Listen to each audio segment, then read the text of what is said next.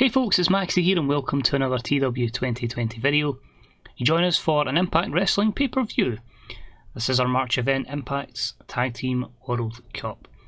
It's our second edition of this, and I find it quite interesting to see that two teams that competed in it in the final last year, FTR and the Good Brothers, will compete against each other this year in the first round. So we could effectively see one of those teams, well, we will definitely see one of those teams in the final. Very quick mad as well, just looking through the card I had then. Rich Swarm was a world champion. Duono was our Impact Knockouts champion. And we already had Chad Betts. Mental to think that's a year he's been with the company. But we are now about the now. We're going to smash that. We're looking at about 8,000 fans, and hopefully we smash that as well. Every match on the card is a tag match with various stipulations, or various feuds going about them. And we're going to be broadcasting this on Fight TV, Impact Plus and Premier Sports, so we won't make any pay-per-view money, but we should get enough commercial money where we end up in a positive amount of money.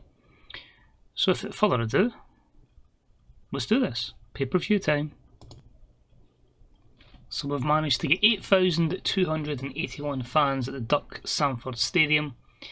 And the promo video that shows before the event starts is 8 combatants that will be in the tournament. So both members of FTR, Gallows and Anderson, The Acclaimed and Enzo and Big Kaz all talking up about their chances of how they're going to do it. Cash Wheeler, Dax Harwood, they're basically saying 2 in a row. Anderson and Gallows, great record in tournaments in Japan. Caster and Bowens, because they're critically acclaimed. And Enzo and Big Kaz, because the rest of the teams are SOFT, soft. So a 56 for this, everybody had to be unscripted, thanks Enzo. But yeah, everybody worked well without being scripted, so that's good to see. Let me jump straight into some action in the first round, the semi-finals. There's a decent matchup that saw The Acclaimed defeat Enzo and Kaz in 9:48 when Max Caster pinned Enzo with a surprise cradle. So straight off the bat, a shock victory. The Acclaimed are in the final, and yeah, they take out Enzo and Kaz.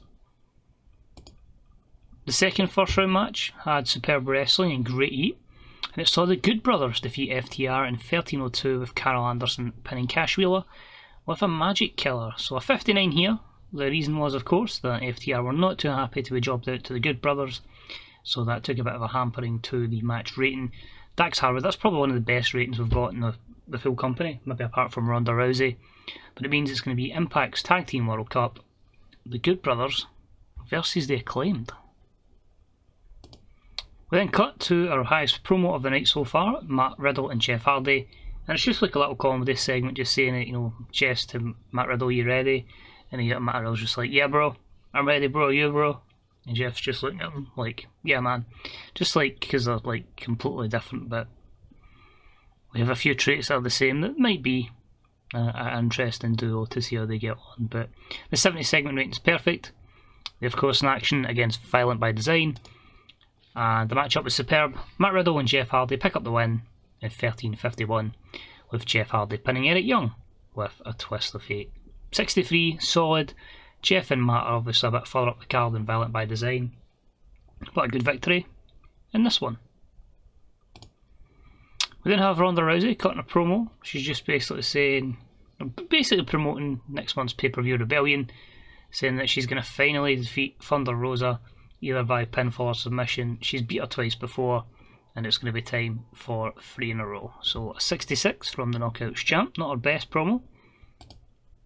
Moving along then, we had the X Division action, which was a good match. Suicide and Frankie Kazarian with a win over Shelton Benjamin and Low Key in 11:56 with Suicide pinning Shelton.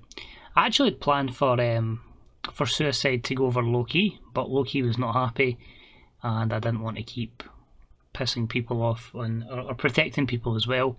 So I thought Shelton will do the job, and obviously our plan here is to push the younger talent, which of course in this instance is Suicide, Hideo Dominguez. So he picks up the win in a 58 rated matchup.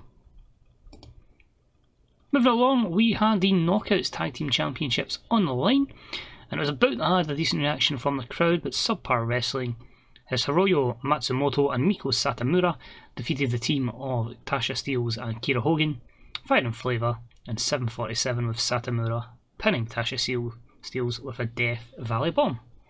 Their first defence on pay-per-view, so of the Tag Championships, are 43 overall. Good performances from our two Knockouts champions and of course Steelz and Hogan. A little bit to go in terms of their overness, but good opening competitors to face the dominant champs so far. So storytelling match of the night, probably hampered the rating a little bit, but serves its place well on our match card. We then had Rich Swann shown backstage on his cell phone, and he's just basically saying, "I'm sorry bro that you lost your job, I'm sorry that you're gone. I need to try and at least get some revenge for you if I can't get you back here." So Rich Swann obviously on the phone to Willie Mack, no longer with the company. We also lost Falaba, was another one that went away. So I think there's 4 or 5 that have been released or not had their contracts renewed. But yeah, Rich Swann is going to be looking to get revenge for his fallen tag team partner. That was a 50.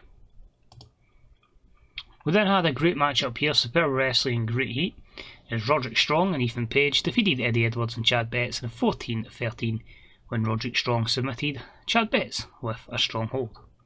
A 66 for the segment rating, a 63, a 67, a 66 and a 61 for your in-ring performances, so all 4 guys brought it to a very good level here in Impact Wrestling. It's 4 guys that I'm looking forward to a lot more higher tier matches from them for sure before they close in on 40. We then had Wardlow come out, and I forgot to do it. I knew there was something I forgot to do, and that was put a picture in for his new tag team partner, and that is the embodiment of willpower. It is Will Hobbs. He is the tag team partner. The Forces of Nature, as they will be called, Wardlow and Will Hobbs, and they get a 37 rating for the debut. I'll have a picture for them for the next set of tapings, that's my bad, that's an oversight. Match itself was good. Wardlow and Will Hobbs pick up the win over the IOP in 13:38 when Wardlow pinned Dinza with a Splash Mountain Powerbomb. This means that your new Impact World Tag Team Champions, Wardlow and Will Hobbs. So Will Hobbs will beat Link. He's not very over in this, but his stats looked okay, so we'll look to certainly try and get him over within time. A 53 for the matchup itself because we had to protect Sonny Dinza. But yeah, I'm delighted with that and looking forward to see how our new tag team champions fare in Impact. We then had a promo from the Acclaim just saying how they're going to win this tournament and going to become the new tag team champions. They'll defeat Hobbs and Wardlow, and that was a 50 promo. And the match itself was a good matchup. The Good Brothers defeated the Acclaim in 11:31 when Carol Anderson pinned Anthony Bowens with the Anderson Spinebuster. The Good Brothers win the Impact Tag Team World Cup. You can see there a big boost to their overness there, a 61 and a 64 for their in-ring performances, and a 58 overall. But pretty much looking forward to the feud we'll see going forward, the Good Brothers versus Hobbs and Wardlow, just freshen up our tag division. But as I say, I did want one of the best tag divisions we could get, and I'm certainly in the belief that we're on that way.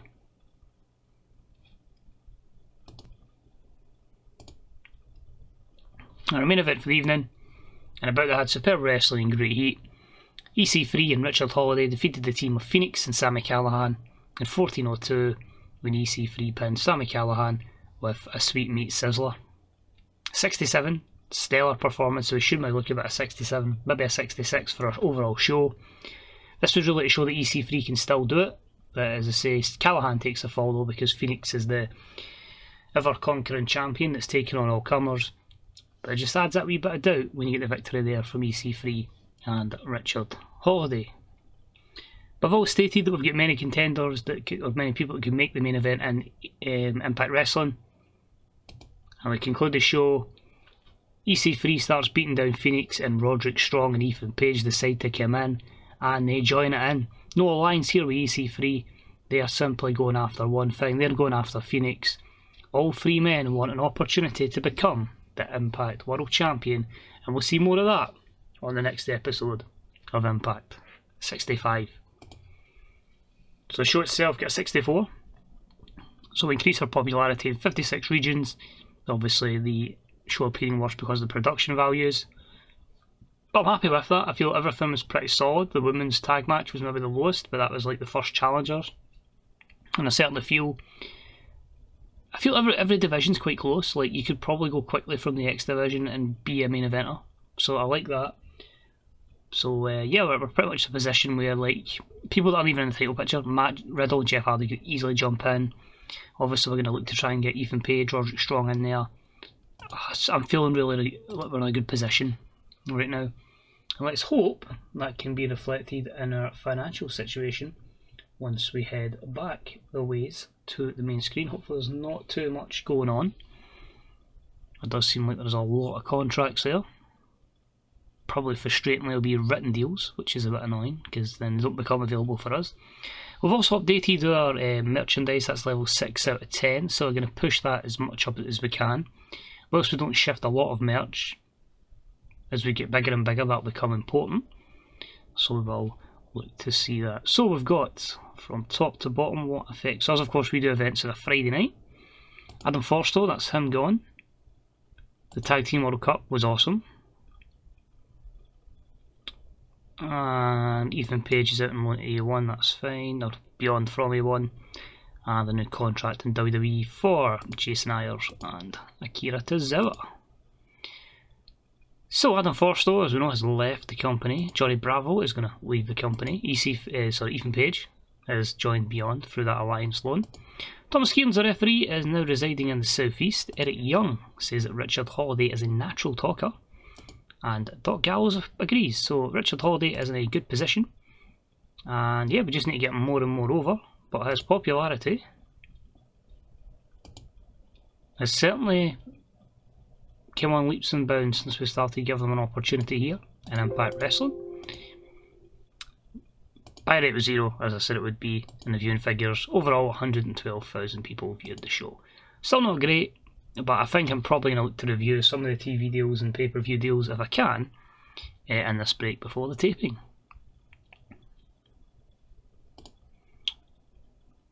Oh, we didn't improve. We're still 56.